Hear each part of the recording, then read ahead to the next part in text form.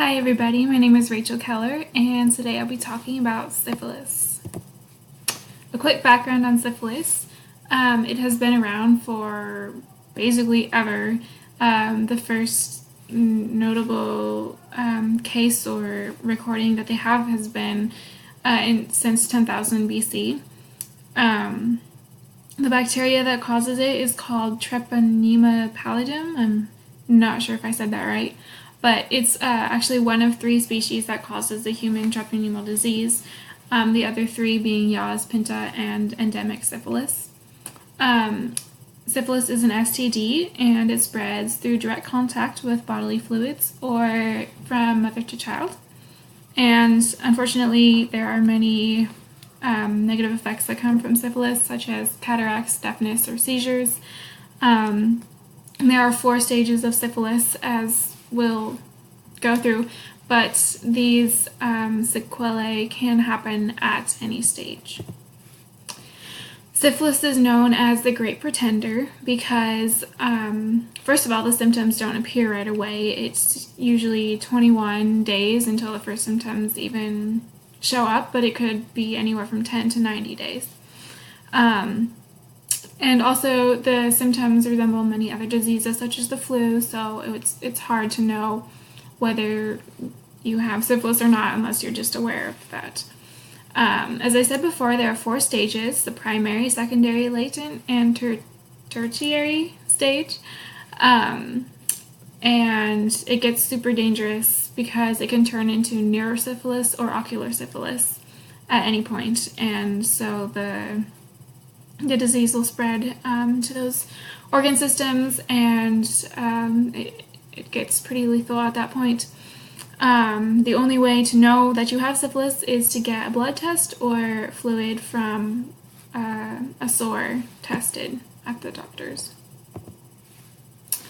So some signs and symptoms of each stage.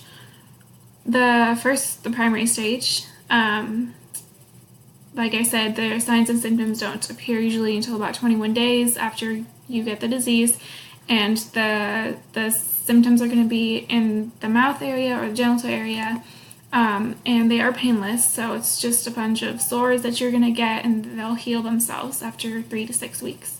So once they heal, then it could be a little while before the secondary stage, and that's when you get rashes on your hands and feet and mucous membrane lesions. And they're hard to detect because they can be light and you don't necessarily feel them, or they don't hurt very much. And again, they heal themselves after a few weeks. So just got to keep these symptoms in mind as the disease progresses.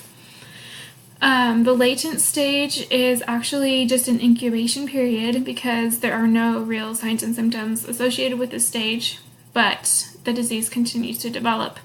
And this stage can go on for a while before it turns into the tertiary stage, which can happen anywhere from 10 to 30 years after you first get infected.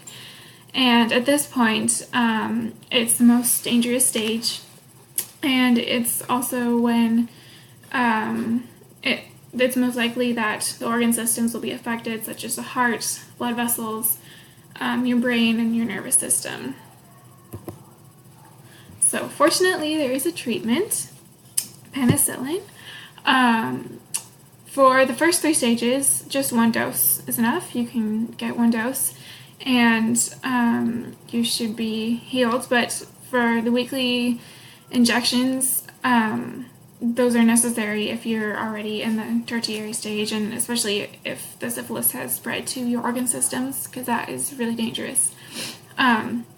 So penicillin kills the bacteria, but it can't undo damage already done to your body. So it's important to get on that right away. If you see any signs or symptoms, go to the doctor and get tested. Because also there is no vaccine available. They have been trying to create a vaccine, but the bacteria is apparently super hard to grow on petri dishes, and so they've been having trouble getting that going. Syphilis is pretty prevalent throughout the world, and including today. In the United States, it's mostly common for MSM people to contract syphilis, although anybody can. And I just have a little list of famous people who have gotten syphilis throughout the years. And it includes Keats, Oscar Wilde, Nietzsche, Schopenhauer, Manet, Van Gogh, Beethoven, just to name a few. So there's a lot of famous people who have gotten syphilis, as well as non-famous people as well. The WHO estimates in 2008 that 36.4 million people had syphilis worldwide, and in addition, 12 million people are newly infected every year. So syphilis is definitely still a very important and pertinent disease to know about and to take care of. In addition, the experiments or the research that was supposed to help stop syphilis, such as Guatemala and the Tuskegee experiments, they actually were super unethical and added to the spread of syphilis. So that was a setback in the research for vaccines and helping to stop the disease to spread. And since it is an STD, abstinence is one way to prevent getting syphilis. So in conclusion, there is hope for eradication in the future because it is comparatively easier to control due to the pathology of it is a sexually transmitted disease. So it's not like you can, cough and it's airborne and you can just contract it. So it takes a little work to get syphilis. And fortunately, it can be cured at any stage, but also it can reemerge, and so you need to keep going back for checkups once you've gotten your treatment. The disease stays in the body for decades, so once you get it, like I said, from the time you first get it to the tertiary stage, it could be 10 to 30 years, and you just don't, unless you get it checked, you won't know that you have it, and it could be dangerous when it spreads throughout the body. And finally, they are working on a vaccine, but like I said, the bacteria is hard to grow, and the work that they've done for research has set us back because it ended up just spreading the disease more. So that is all I have to say about syphilis. Thanks for listening.